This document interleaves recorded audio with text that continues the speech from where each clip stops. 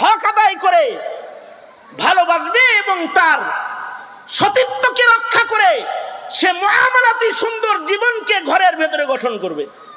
স্বামীরা এবার বউ পায়া বউরে কাজের বুয়া বানায় হালাই দিবে, তাই না?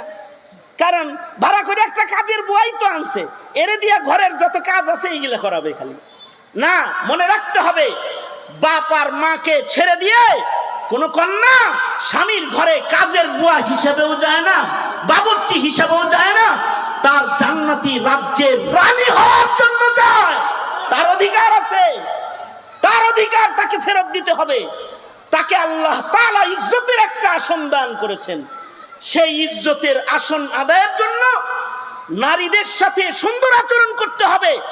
যেই পুরুষগুলো নারীদের সাথে, তাদের ঘরের মহিলাদের সাথে দুষ্ট শব্দ ব্যবহার করে, কুশব্দ ব্যবহার করে, কু আচরণ করে, তাদেরকে আল্লাহর রাসূল নিকৃষ্ট মানুষ বলছেন। আল্লাহর রাসূল বলছেন তোমরা নিকৃষ্ট যারা নিজের ঘরের বিবিদের সাথে দুরাচরণ করো। আল্লাহর নির্দেশ হলো নারীদের সাথে ভালো আচরণ করো। ওয়া আশিরুহুন্না বিল মারুফ, তাদের সাথে মারুফ আচরণ করতে আল্লাহ নির্দেশ করেছেন। আর আল্লাহর রাসূল বলেন খিয়ারুকুম খিয়ারুন লি আহলিহি, তোমাদের মধ্যে সে ভালো যে তার বিবির কাছে ভালো। আল্লাহর রাসূল বলেন আমি রাসূল আমার বিবিদের কাছে ভালো। সুতরাং ঘরে ভালো হওয়ার জন্য মুআমালাত তাহলে কত সুন্দর হওয়া দরকার। আপনার বিবি যেন আপনার গুণগান গায়ে নেওয়ালা হয়।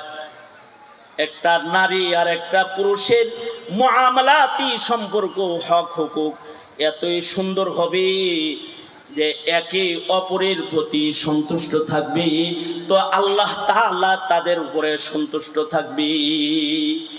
শুধু নামাজ ইবাদত বন্দেগী ইসলাম নয়, ইসলামের ভেতরে মুআমালাত মুআশারাত আছে, ওগুলো ইসলাম। ইবাদত করতে করতে 2 বছর ঘরের বাইরে, আরে ফকিহদের মাসআলা তো 4 মাসের বেশি সময় ঘরের বাইরে থাকতে হলে বিবির ইজাজত লাগবে। একজনে কয় হুজুর আইছি 3 বছর বিদেশ করে বাড়িতে আয়া দেখি যে বউ আর এক জায়গায় বিয়ে হয়ে গেছে। মাশাআল্লাহ মাশাআল্লাহ, তো বিয়ে হইব না কি তোমার ঘরে থাকবো? ফকিহ কয় 4 মাসের বেশি থাকতে পারবে না, আর তুমি গেছো 3 বছর। তো 3 বছর এই মহিলা তোমার লেগে বয়ে থাকবো কিসের লেগে? এ কারণে হযরত সিদ্দিক আকবরের যুগে আইন ছিল যে কাউকে আল্লাহর রাসূল সাল্লাল্লাহু আলাইহি ওয়াসাল্লামের খলিফা হযরত সিদ্দিক আকবর কোন সৈনিককে 4 মাসের বেশি যুদ্ধের ময়দানেও রাখতেন না। বিবির সাথে এত দূরত্ব পয়দা করে এই এত বড় বড় বাড়ি প্রাসাদ তোমাকে কে করতে বলেছে? অল্পে তুষ্ট হইতে পারো না? এক লুকমা খাইতে পারো না? স্বামী হয়ে বিবির হক আদায় করতে পারো না? হক নষ্ট করে নিজের বন্ধনকে টুকরা টুকরা করে তারপরে হুজুরের কাছে যাও তাবিজ আনার লেগে বউ পাগল করার। হ্যাঁ, এই ভণ্ডামি নষ্টামি বাদ দাও, নিজেদের ঘরের ভেতরে হক হুকুক আদায় করা শেখো। ইসলামের যে সকল হক হুকুকের বর্ণনা ঘরোয়া জীবনে রয়েছে সেগুলোকেও আপনায় নাও। সন্তানরা যখন দেখবে ঘরে সুন্দর পরিবেশ, এই সন্তানগুলা গাঁজাখোর হবে না, মদখোর হবে না, জেনাকার হবে না, রাস্তায় আড্ডা দেওয়ার হবে না। পিতামাতার সুন্দর আচরণ দেখে ওরা সুন্দর মানুষ হবে।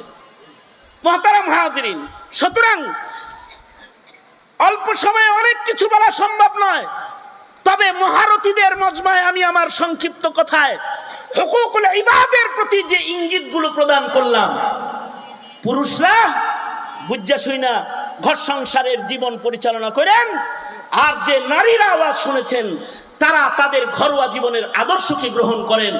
ইহুদিয়াত নাসরানিয়াতকে মুসলিম হিসেবে আলিঙ্গন করবেন না, দোহায় লাগে আপনার, আলিঙ্গন করবেন না। মুসলিম ও মুসলমানিত্বকে আলিঙ্গন করুন, গ্রহণ করুন। ঘরোয়া জীবন সুন্দর বানান, সামাজিক জীবন সুন্দর বানান, রাষ্ট্রীয় জীবন সুন্দর হয়ে যাবে ইনশাআল্লাহ। আল্লাহ তাআলা আমাদের সবাইকে আমাদের জিন্দেগি সৌন্দর্যমণ্ডিত করতে হার হার জায়গায় ইসলামের যে নির্দেশনা ও হুকুকগুলো রয়েছে ওগুলোর উপরে আমল করার তৌফিক আমাদের আল্লাহ তাআলা দান করেন। এতটুকু নসিহা আপনাদের সামনে রেখে আজকের মতো আলোচনা এখানেই শেষ করতেছি।